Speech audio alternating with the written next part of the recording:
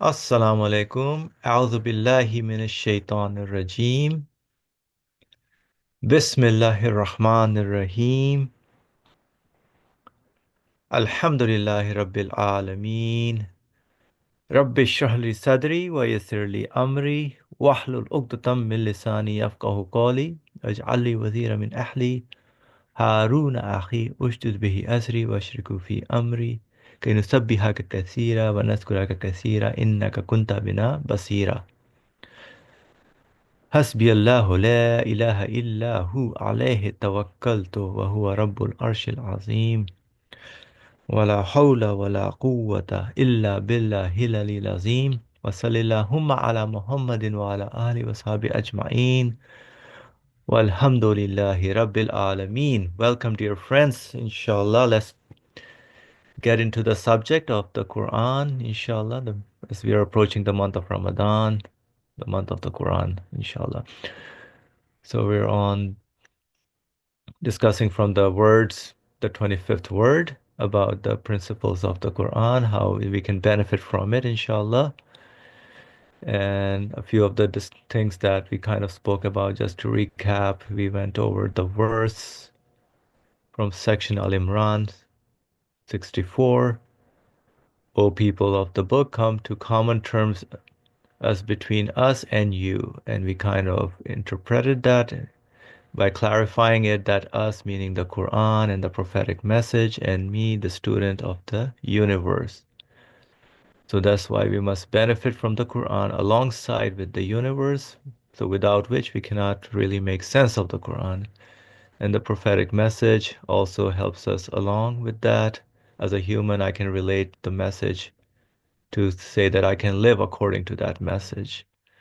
And my human feelings, the news that the Quran brings, as we've been discussing.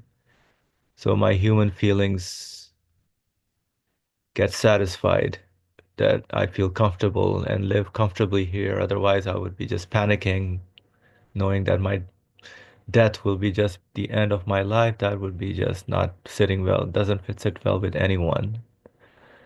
So what the civilization tells you basically, you don't think about it, don't talk about it. Otherwise, you'll get depressed or you'll get some weird feelings. Don't really get into that topic of is there a life after death or what does death do? So it's a taboo kind of topic mostly for people, not a per se, but individually, everybody kind of they don't want to talk about death. So without the message of the Quran, the universe by itself cannot let me conclude about an absolute being and the hereafter. So we also discussed that part about yes, if I don't have the revelation of the Quran, just the universe by itself, I cannot really conclude about an absolute being. I would say, yeah, there must be something, but I don't know what kind of something that is. And I would say, yeah, my feelings look for eternity, but I don't know if there is really an hereafter. So the message of the Quran comes and shows me the signs, tells me to pay attention to the universe and how my feelings react to that, the signs in the universe. So my intellect and reasoning as well cannot come to that conclusion, right? So even with my intellect or reasoning, I cannot come to the conclusion that there must be an absolute being, there must be the hereafter.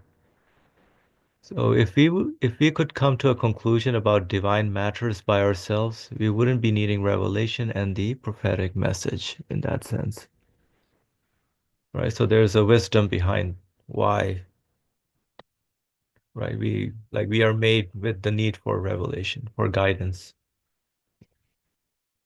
So that was just a brief summary takeaway from last of our discussion. So let's continue with our discussion now. So we shall compare the foundations and principles which civilization has laid in the form of dispute. So dispute is one of the characteristics of this civilization and with the principles of the Quran. So it contradicts what the Quran's principles are, what the civilizations that we are now all living with. offers us. So the author will give some examples as well. So at the first degree, the comparisons and balances, so which form all the words from the first to the 25th, and the verses at their heads, which form their truths, all prove with the certainty that 2 plus 2 equals 4, the Qur'an's miraculousness and superiority in the face of civilization. So a reference to the author's previous works where he starts with mostly like a verse that he shares and then he puts according to how he interprets that verse, what the message that he gets from a belief aspect.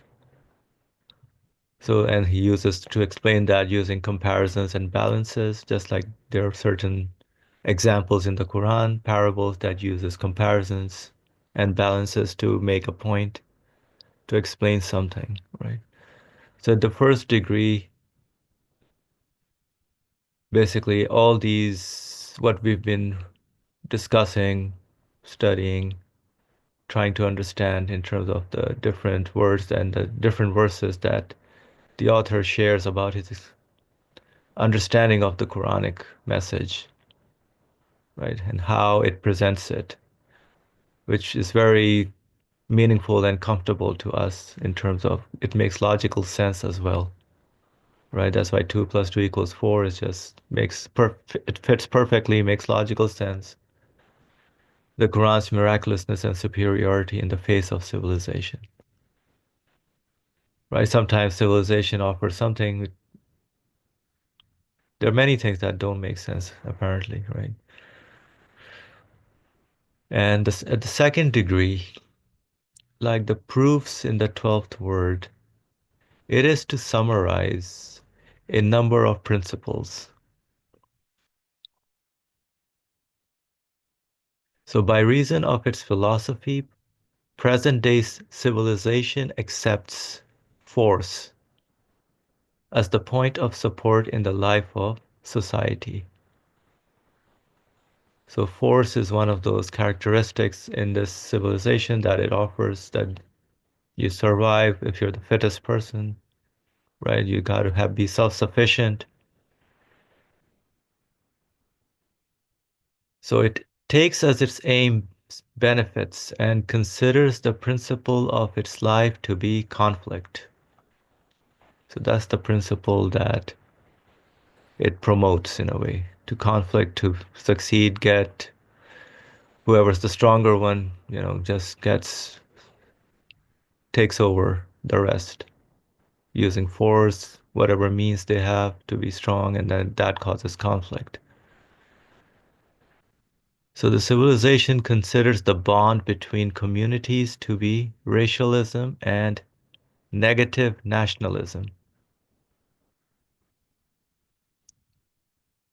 While its aim is to provide amusements for gratifying the appetites of the soul and increasing man's needs.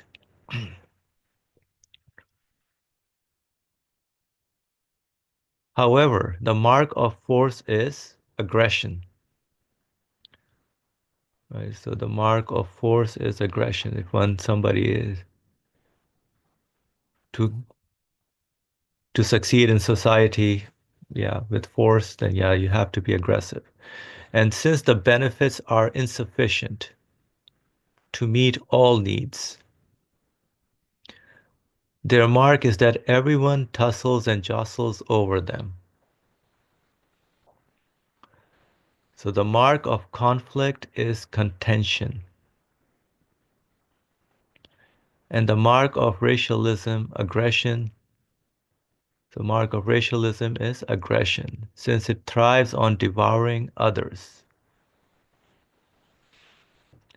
Thus, it is because of these principles of civilization that despite all its virtues, it has provided a sort of superficial happiness for only 20% of mankind and cast 80% into distress and poverty.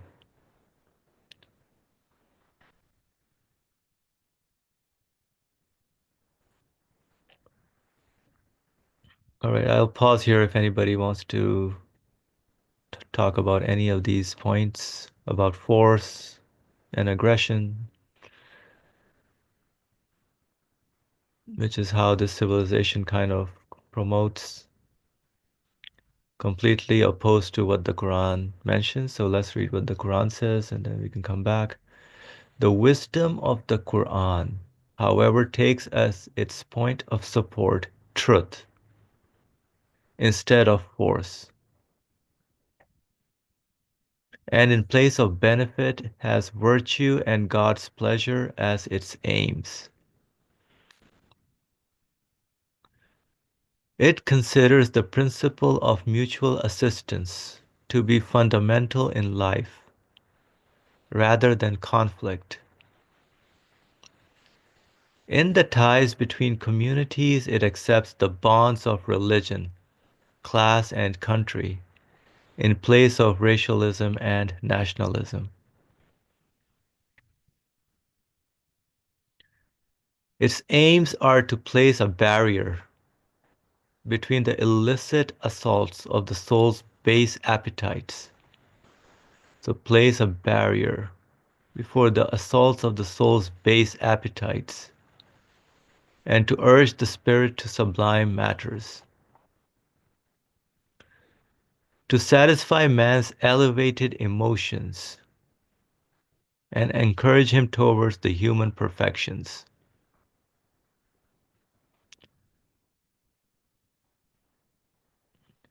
And as for the truth, its mark is concord. The mark of virtue is mutual support, and the mark of mutual assistance, hastening to help one another. The mark of religion is brotherhood and attraction,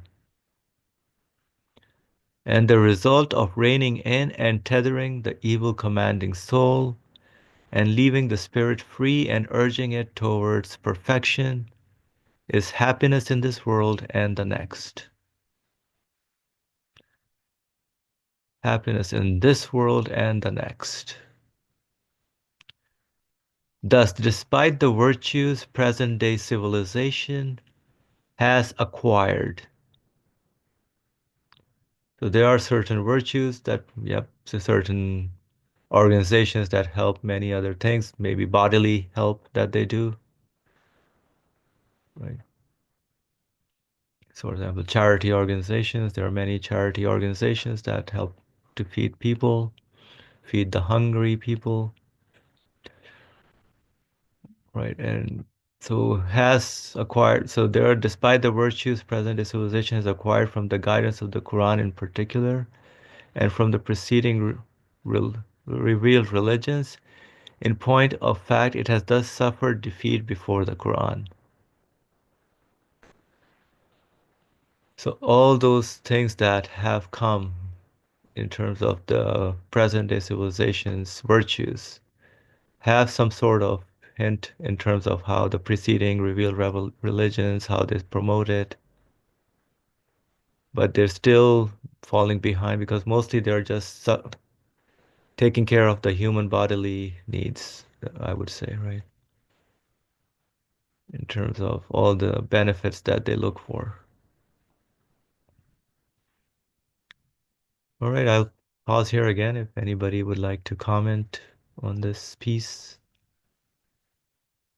The second, yeah, Brother Ali, please go ahead. You complete your comment. I've completed it. I'm waiting to listen to you now. Yeah. Okay. Uh, although it sounds so nice when we read the comparison, that is true in reality. But as far as the believers are concerned, the students of the Quran concerned, we have to watch out. Are we really after power, force, or power, or after the truth? We have to check ourselves. Do we really not want the Muslim community to be financially, militarily more powerful? Do we want or not? What do you think?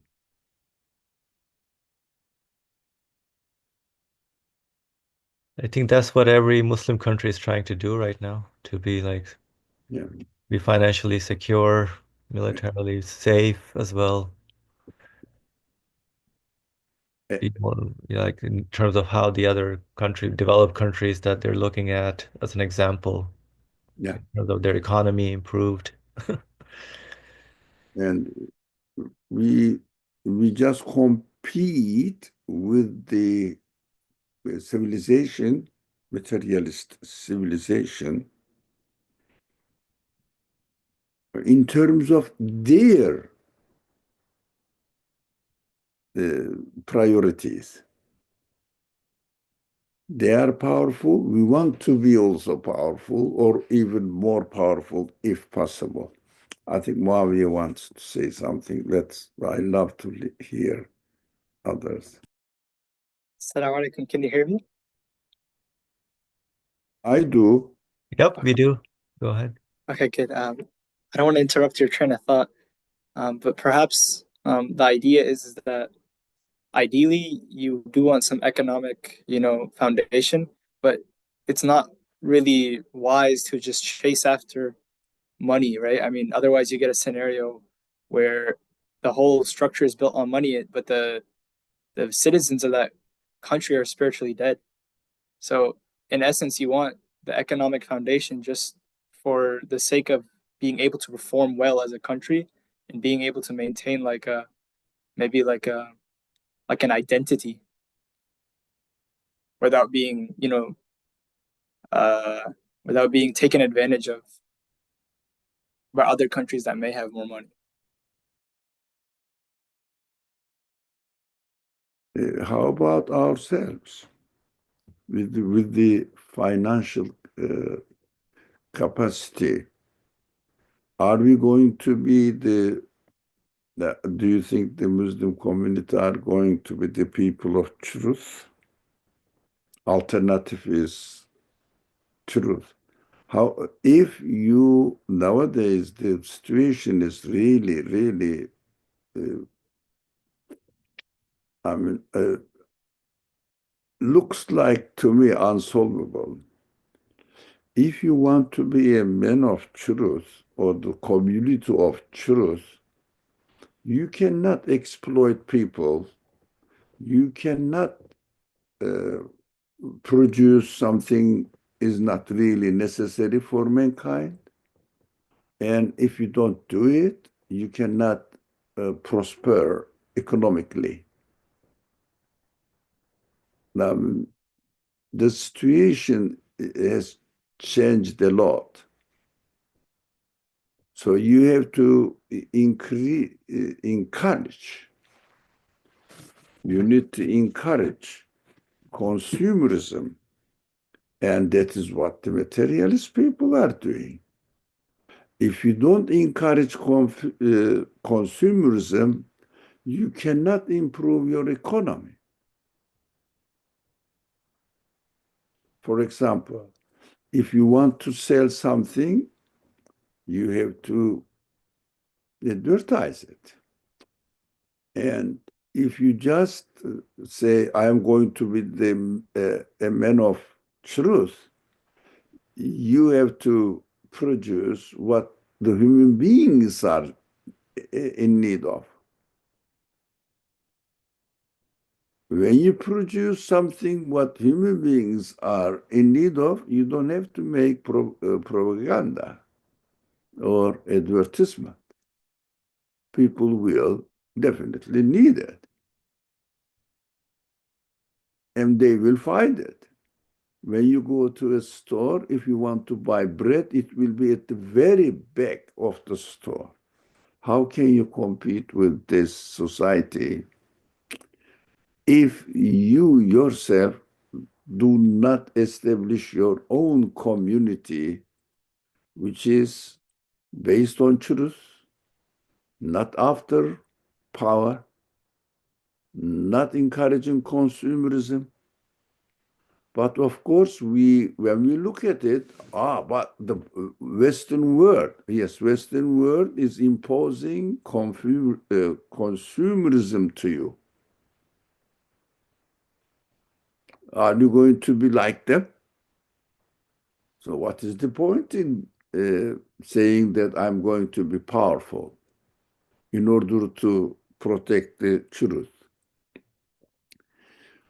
These kind of scenario, or the reality, in fact, of the world is teaching us something different. First, do we have a community, Muslim community, which will be satisfied with the normal human standard needs and have their own community and be a people of truth? Do we have a community ready to practice this? Who is not struggling primarily to have financial strength? Who is not in Muslim community? So this is theoretically correct that we have to be men of truth, but we can do it now only in, unfortunately, in personal level first. Teach people not to have this complex of inferiority. Unfortunately, in the Muslim world, the complex of defeatedness and therefore inferiority complex pushes us to think that we have to be powerful to protect our community. Our community is a consumer community, full of administration to prosperity, economical prosperity, rather than administration to, for example, religious prosperity. Who is giving priority to religious prosperity? Among Muslims. How many proportion? The proportion of it. What is that? We have to be realistic and really try to educate people not to fall into this inferiority complex. Power is the disease. But without power, we think that we are going to be defeated. Is it really true? Is it really true? Without power, we are going to be defeated. Is it really true?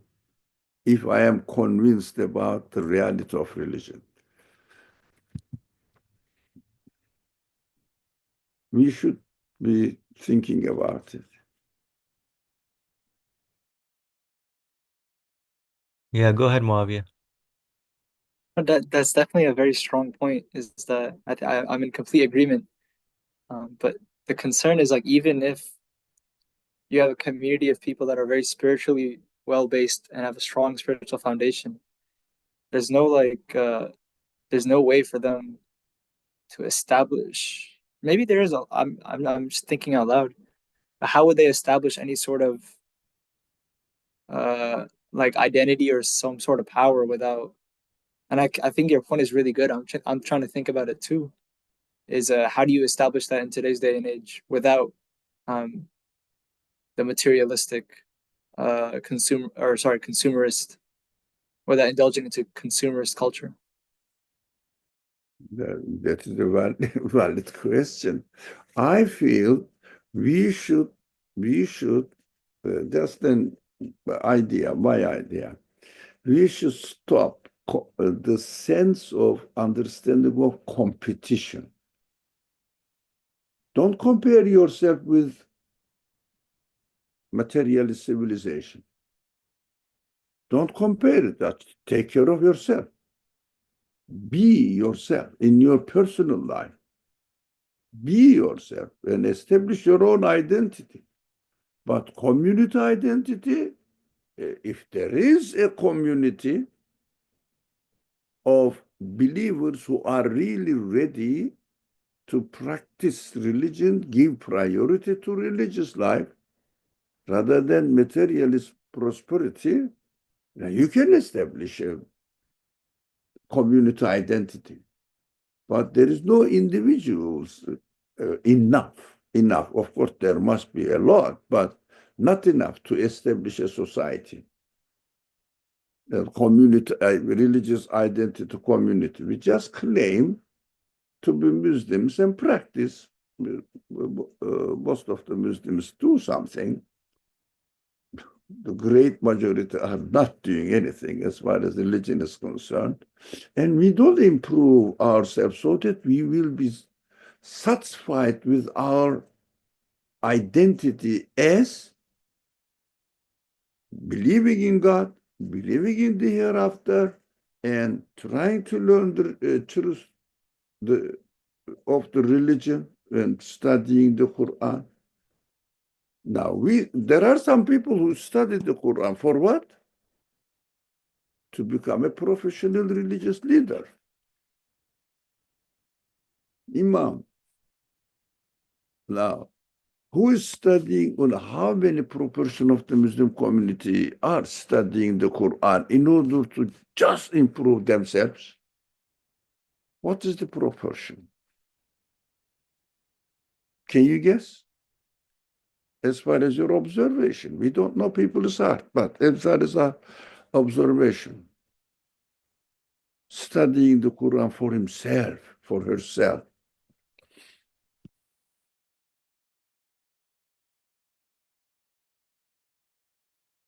Very small proportion. I would. This is the reality of the Ummah. So, reality of Ummah, if they have the material opportunity, for example, if you open the door of Pakistan, and sorry, if America opens the door for Pakistani people, Turkish people, can you imagine how many people run? Are they begging? Aren't they begging to get a visa from America and try to settle down here for one way or another and have a better financial, prosperous life? Not because they come here, all the Pakistanis, look at them. How many proportion of them came here to live their belief that because America is a better place? Is it? Is it? Look at our reality so that we can talk about our community identity. Is there any community who needs identity, who is really ready to have his own identity?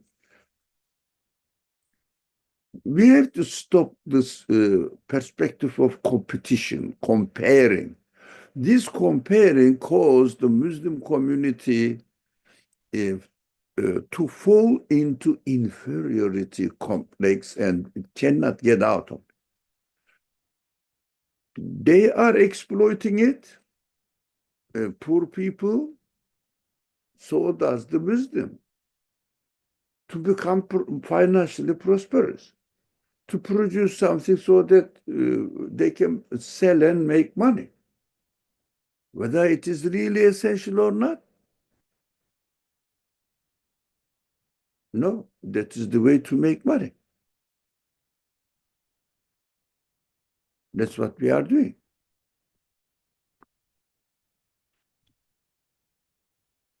Well, what I am doing, we have to think about it. My uh, my personal understanding is this: we cannot talk about Muslim community. We can only talk about some Muslims living in certain places full of inferiority complexity and run after financial prosperity because of this inferiority complex. If I am wrong, correct me. I don't think you're wrong, basically. So we need to look for like the identity in terms of the truth, man of the truth, basically, or as you were explaining. So the identity comes from the truth of the message of the Quran, inshallah. That's what I take away. Now, it is. I'm not saying that Muslims are bad people. No, we have to realize that we are full of complex, defeated complex. That's what I see among the Muslims. And trying to try to compete with this materialist world and to become like them. So we will be powerful. Powerful for what? To protect the truth. You don't have it. You claim, but you don't have it. You are already the consumer. Who has got prosperous from the Muslim world, came to America and tried to upgrade their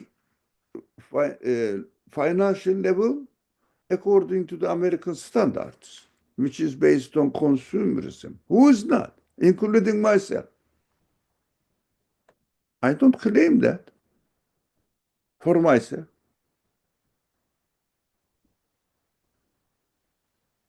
So I cannot talk about Muslim identity in terms of community, but at least, and Maviye and I will agree that we have to establish, we have to have our at least Islamic identity in our personal life, at least, and then try to other people.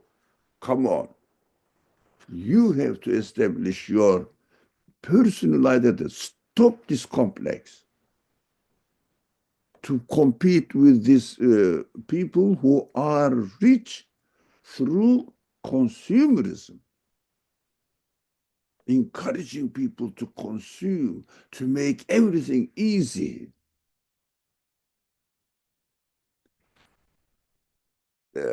For our life, physical life. It doesn't mean that we should be how do you say miserable life economically.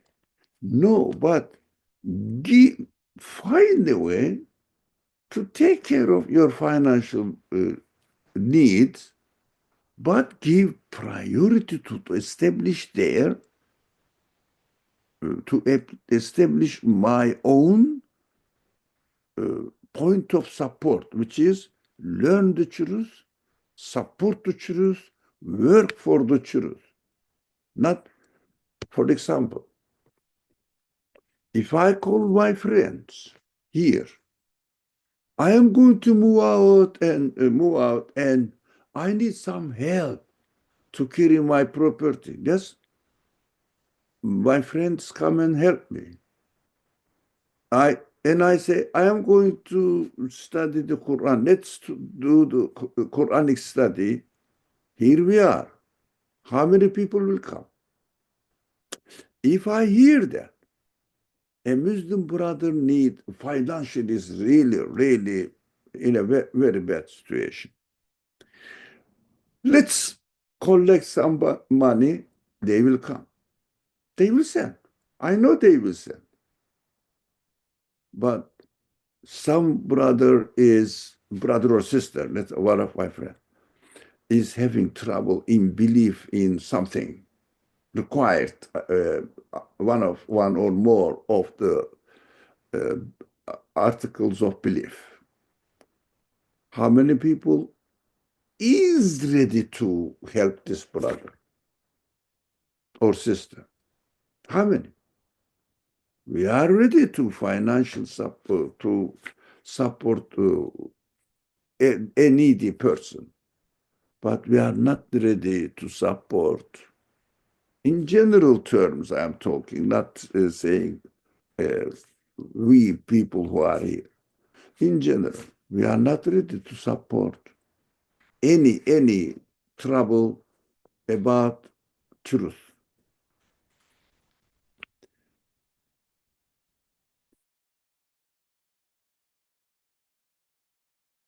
Yep, thank you, Brother Ali. Also, this point about amusements or entertainment. If you invite anyone, yeah, they will come. All these industries of sports and concerts and whatever. Even for the religious organizations, when they do some entertainment, food festivals and whatever they do, just entertainment, nothing to do with learning the truth or do any Quranic studies. By the way, they have good intention. We have to accept this. The reality is this. But let's stop talking about community identity. Because individuals don't have identity. Don't complain. But in this age, here you go any Muslim community, if they can do it, they have sports facilities. Why? That's the only way to attract the people. And afterwards, what they teach us imitation. Then the result is the same youth come to the mosque, pray, but live for financial prosperity. Generally speaking, and some of them go to Arab countries to become imams.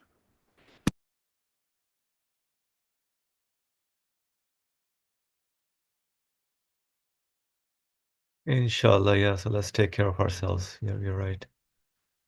How we can be a man of truth. Shall we go to the next point? It Yeah. says religion and nationalism. Nationalism causes conflict, let's say, aggression. Good. Now, but racism, aggression. Now, I'm just looking at the word. But religion causes bounds, class bounds, religious bounds, belief bounds. Now, in place of rationalism and racialism and nationalism. Now, people say religion causes conflict between religious groups. Don't they? Don't you hear this? Please. Yes, we do. Yeah. So, but the text says religion causes unification. Now, I think without wasting time, I have to share my idea. Racism causes conflict in terms of benefit, in terms of material benefit. Nationalism. Our nation must be stronger, economically stronger, militarily stronger, politically stronger. Our nation. But religious communities talk about belief, unification at the level of belief. It means sharing the same belief, worshiping the same God in a community. But unfortunately, nowadays, Muslim, where the geographical areas are area where the Muslims are living, in this area, the ties are not religious ties. Unfortunately, that's our reality. Why do you think Bangladesh and Pakistan had the conflict? Why do you think Turkish people, Kurdish people have the conflict?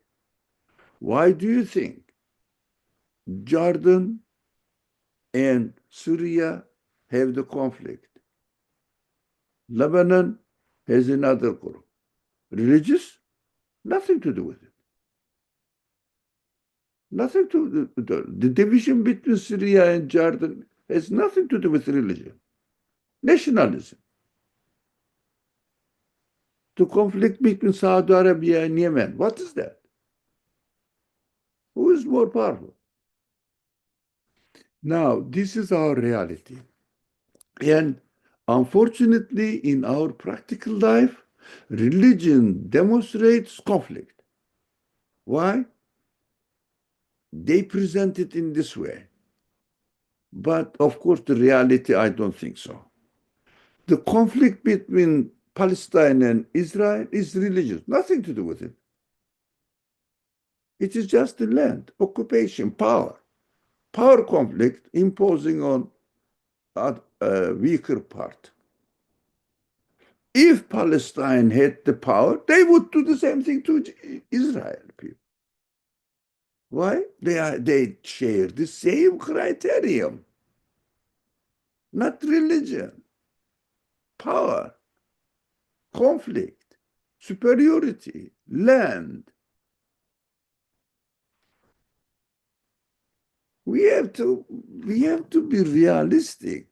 So that's why at least we have to take care of ourselves and contact people. Take care of yourself first yourself, because out of let's say out of weak people in religion, you can have a weak society, not a strong society. Every individual is weak. That's so obvious to me.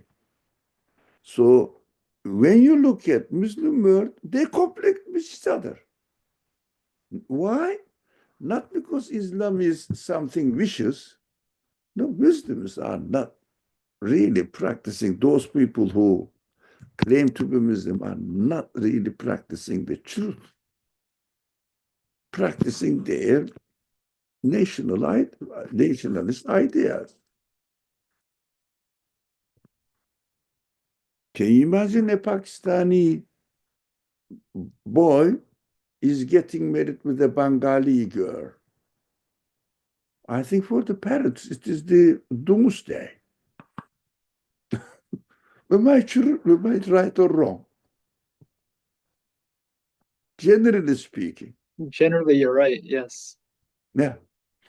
Can you get, well, in Pakistan, can you get married with a Bengali girl? What do you think your parents will say? Other way around as well. Other way around as well. Even in Pakistan, this, how is it called? Not class, or Caste. caste, yeah. One of my students wanted to get married with a lower class caste girl.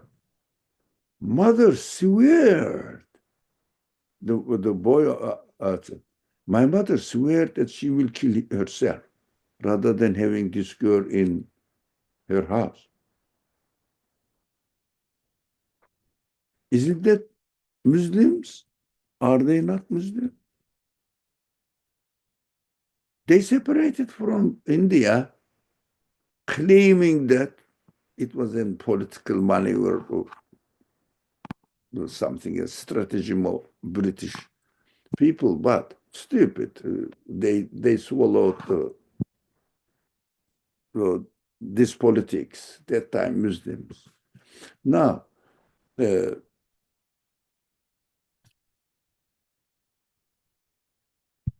you know the reality better than I do. The caste system is a Hindu system. And they separated themselves from Hindus, saying that we are Muslims, and they still keep the caste idea. Generally speaking, Pakistani people are caste people. How many of them really got rid of it?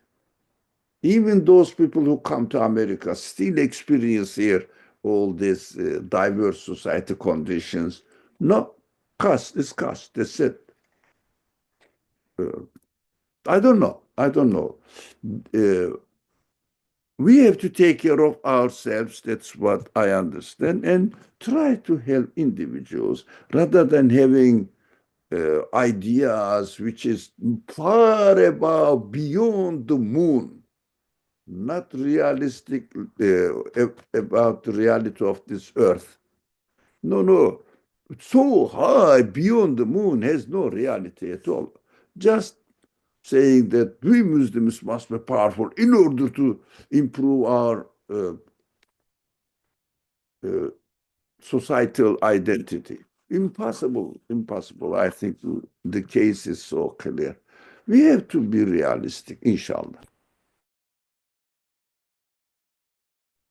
Inshallah, thank you. Any other comments by anyone? Right, okay. So the Quran's aims are to place a barrier between the illicit assaults of the soul's base appetites and to urge the spirit to sublime matters. So that's what the whole identity we need to be concerned with, is to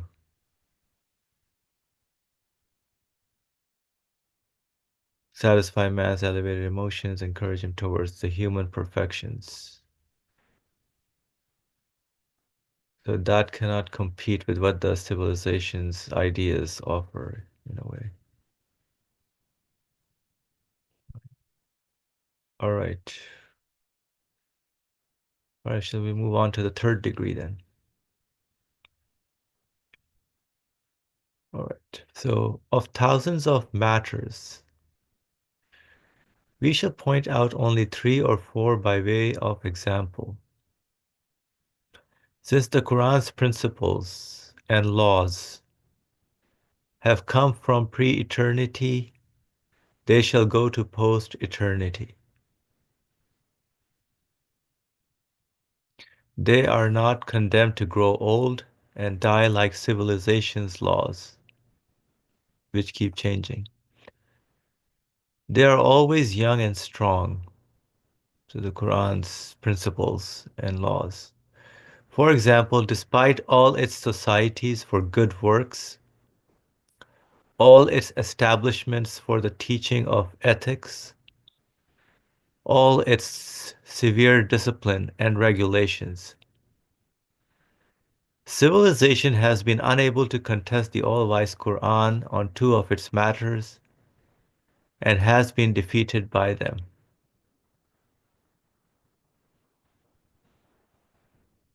Though these 2 matters are, be steadfast in performing the prayers and give zakat, which is from the Quran, section 2, verse 43, and there are a few other verses which mention to be steadfast in praying, performing prayers, and give zakat. And God has permitted trade and forbidden usury. Also from Baqarah, section verse 275. So these are some of the principles and laws that the Quran propagates, mentions, right? For zakat, forbidden usury. So we shall describe them this miraculous victory by means of an introduction. It is like this. As is proved in Isharat al-Ijaz, which is another work from this author, just as the source of mankind's revolutions is one phrase, so another phrase is the origin of all immorality. So the first phrase is, so long as I'm full, what is it to me if others die of hunger? The second phrase is, you work so that I can eat. So this whole consumerism idea. Yes, the upper and lower classes in human society, that is, the rich and the poor, live at peace when in equilibrium. The basis of that equilibrium is compassion and kindness in the upper classes and respect and obedience in the lower classes. Now, the first phrase has incited the upper classes to practice oppression, immorality, and mercilessness. And just as the second has driven the lower classes to hatred, envy, and to content the upper classes, and has neglected man's tranquility for several centuries, so too this century, as the result of the struggle between capital and labor, it has been the cause of the momentous events of Europe, well known by all.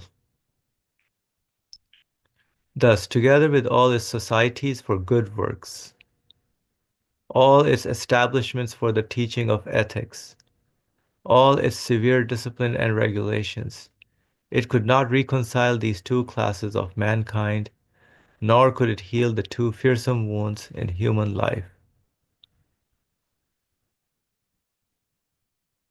The Quran, however, eradicates the first phrase with its injunction to pay zakat and heals it. So these two, the healing of the two fearsome wounds in human life, so eradicates by paying injunction of to pay zakat to and heals it, while it uproots the second phrase with its prohibition on usury and interest and cures that. Indeed, the Quranic verse stands at the door of the world and declares usury and interest to be forbidden. It reads out its decree to mankind, saying, in order to close the door of strife or conflict, close the door of usury and interest. It forbids its students to enter it.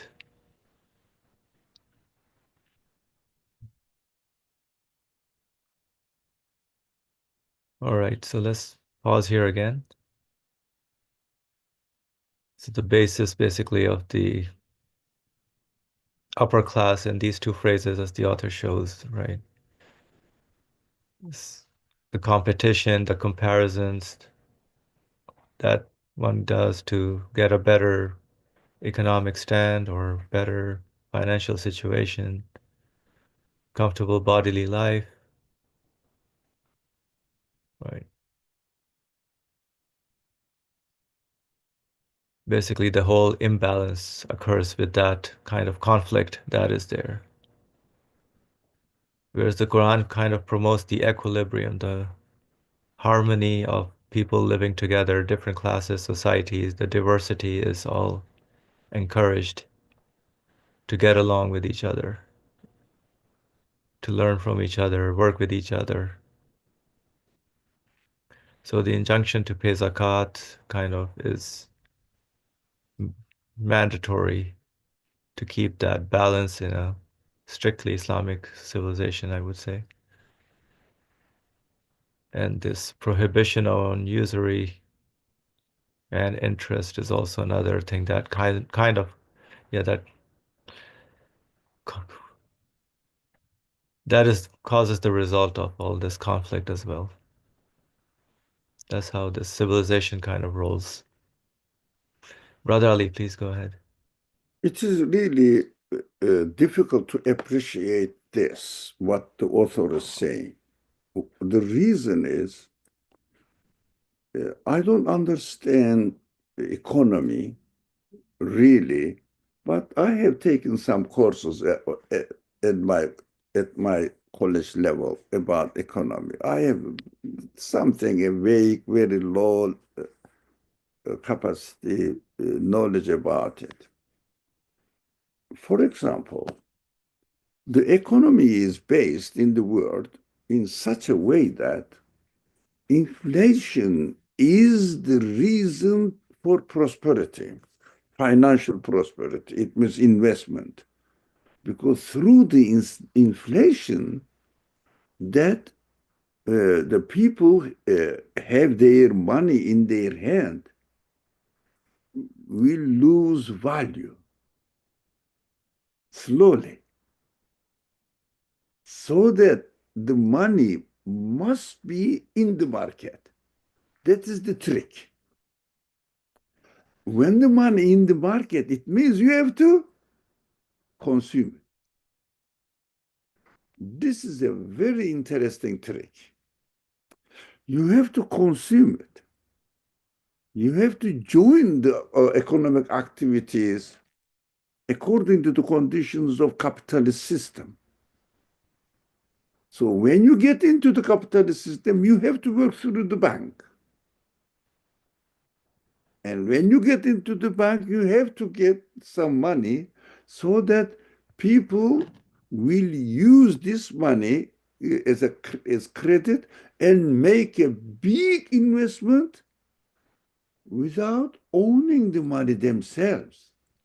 So this is some sort of trick. It is going on in the capitalist world. I mean, in the world, there is no country who is not capitalist. His economics. His economy is not based on capitalism. Even the China has capitalist system, but it works for only certain group of people. It means the supporters and members of the party. That is worse than everything. But this is how the zakat has no effect, because you give 2.5% zakat. What happens? Nothing. Because inflation rate is 6%. So what can you do with it? It doesn't change. It doesn't have any effect on economics. The foundations are rotten. We cannot make and see. Whereas in Islamic economy, there should be inflation 0%. And everybody will have his own income and not the credit system based on interest, but only cooperations working together. It means sharings. We cannot imagine an Islamic economics in this world.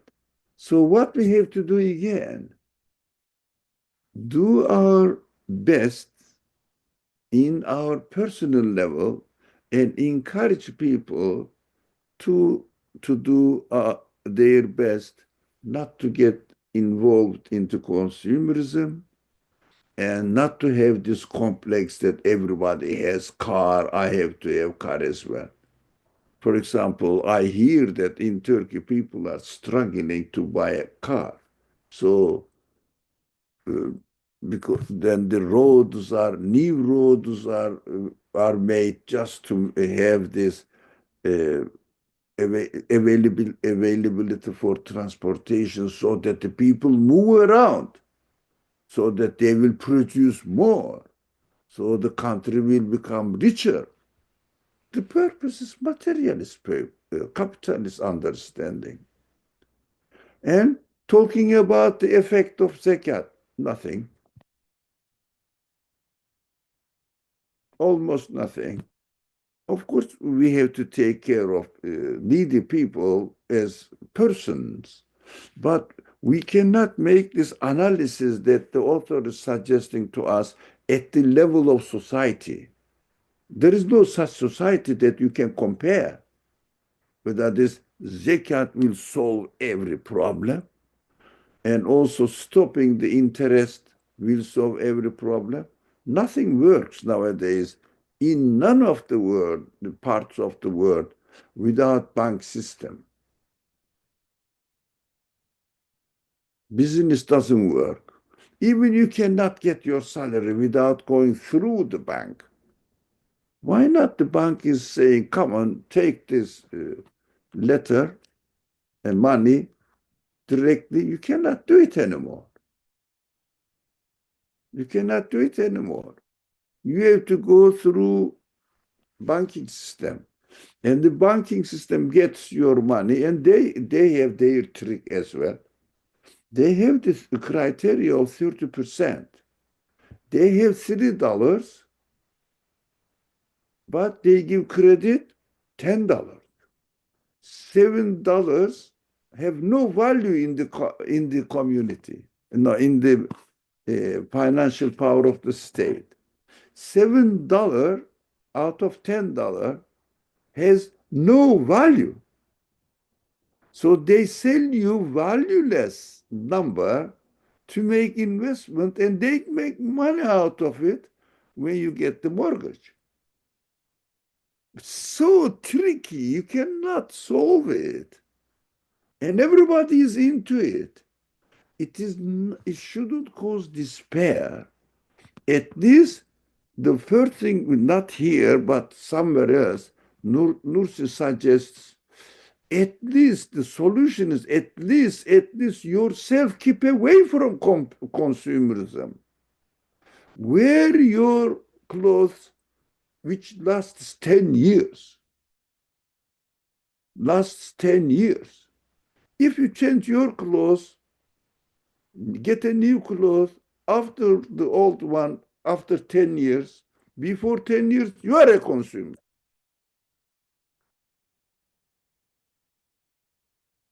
Think about it from yourself now.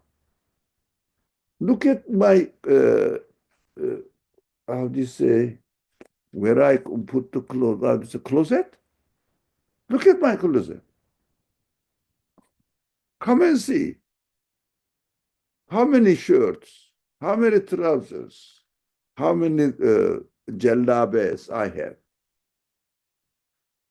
That's our reality. Consumers, people, we are. So how can you see the effect of zakat and prohibition of interest? It doesn't seem to be a solution, but in an ideal Muslim community, it is the solution because Muslim community uses only real value, gold or silver value, real value. And in this society, if you follow, in this world, if you follow real value, you cannot do anything in the world because we are defeated. Just because we share the same values as we call our enemies. The enemies, but we are enemy of Europe, but we are lovers of European values, power, financial prosperity, comfort of life. Are they not truth?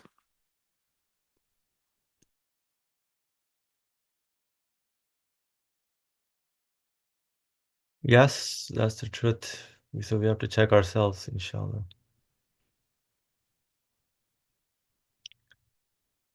All right. Any other comments or thoughts on this? So, inshallah, let's try to reflect on these matters, what is going on in society and what the Quran kind of conveys to us, what the message it brings, and how it solves many of these problems that are created, that are really in society, civilization, that make no sense. Inshallah, let's do that. Bismillah. So I'll stop here. We'll continue next time with the second principle about, again, comparison of civilization and what the Quran's purpose is, or the way it presents the case. So, Bismillah ar-Rahman ar-Rahim. Subhanaka la ilma lana illa ma alamtana innaka anta al-alimul hakim. Wa akhru da'wana alhamdulillahi rabbil alameen. Bi hurmati surat al-Fatiha.